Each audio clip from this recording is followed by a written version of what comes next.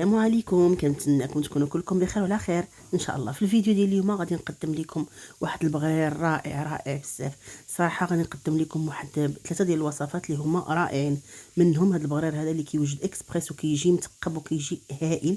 وجدت لكم البطبوط اللي كيجي خاوي من الداخل، تقدروا تعمروه ديروا شاورما، ديروا بحال هكا بالماكله في الفطور اللي بغيتي. والمهم كيجي خاوي وكيجي كيحمق وخفيف بزاف، حتى هو اكسبريس كيوجد دغيا دغيا.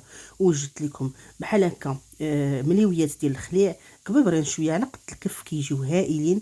ووجدت لكم مسمنات كيحمقوا بالزبده، والفينو كيجي غزال كيحمق. بقاو معايا تشوفوا هاد 3 الوصفات الرائعات.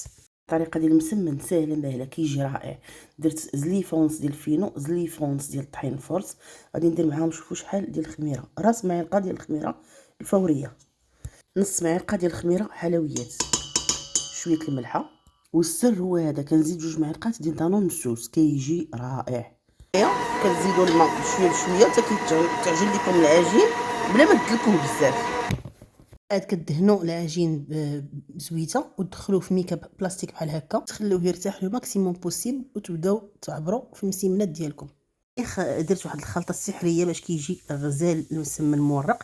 درت 3 معالق ديال الفينو في معلقه ديال المايزينا، نص معلقه ديال الخميره ديال الحلويات. كنخلط كلشي، زيت الروميه باش نطلق مسمنه، وزبيده اللي غادي نديرها الوسط. وهنايا الخلطه ديالي السحريه اللي كنورق بحال اللي كتشوفوا المسمنه ديالي، كندير عليها زبيده من الداخل، كنورقها بالزيت العاديه وندير عليها زبيده من الداخل، وندير عليها الخلطه ديالي ديال الفينو ومايزينا والخميره ديال الحلويات. صافي ونطويها على 4 ونبدا نحط فيهم بحال اللي كتشوفوا هنايا، ونغطيهم بواحد المنيدل. بالنسبه للمليويات ديال الخليع كنطلقها بحال اللي كتشوفوا، وكندهن باكريش، كنلوي الجهه الاخرى. وهنايا كندير طريفات ديال الخليع مقطعين، وهنايا كنبدا نلوي على شكل مليويه. نديرهم هنايا يرتاحوا حتى كنكمل كلشي. المسمن ديالي من بعد ما كنكملو كامل كنرجع للاولى عاوتاني، وكنعاود نطرقها مزيان بيديا على حسب الكبر اللي بغيتو.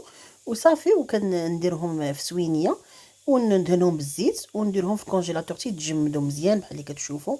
صافي ونحيدهم من هنايا ونديرهم في بلاستيك غذائي عادي، ونخليهم في الكونجيلاتور. نهار اللي كنبغيهم كنطرحهم عاديين. هيا غادي نوجد معكم البغرير اكسبريس اللي كيجي هائل، كيجي رطب رطب رطب ورقيق، كيجي كيحمق، ما كتحسوش به والله واخا تاكلو حتى 10. كيجي كيحمق، كيجي لذيذ بزاف، ما شهيتكم فيه. بقاو معايا تشوفوا الطريقه والمقادير. نحتاجوا ليه كاس ديال السميده رقيق، نص كاس ديال الفورس، معلقه صغيره السكر، معلقه صغيره عامره ديال الخميره فوريه، وتقريبا كاس ونص ديال الماء عادي.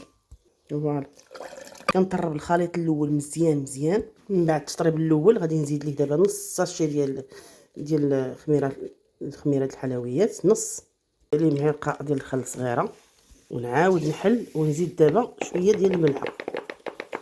فوالا كطربوه مزيان.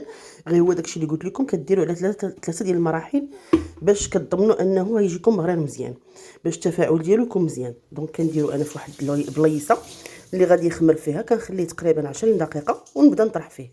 خصها تجيكم بحال هكا، يعني يجيكم ما ثقيل ما خفيف.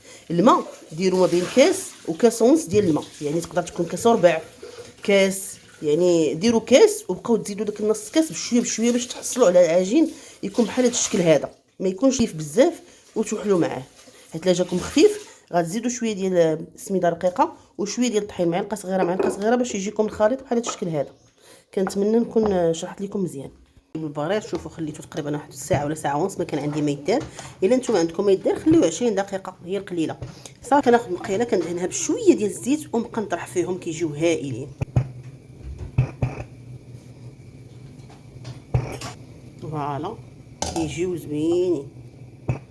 نبقى نجبد فريق شويه بحال هكا. صافي فوالا شوفوا لي الجمال.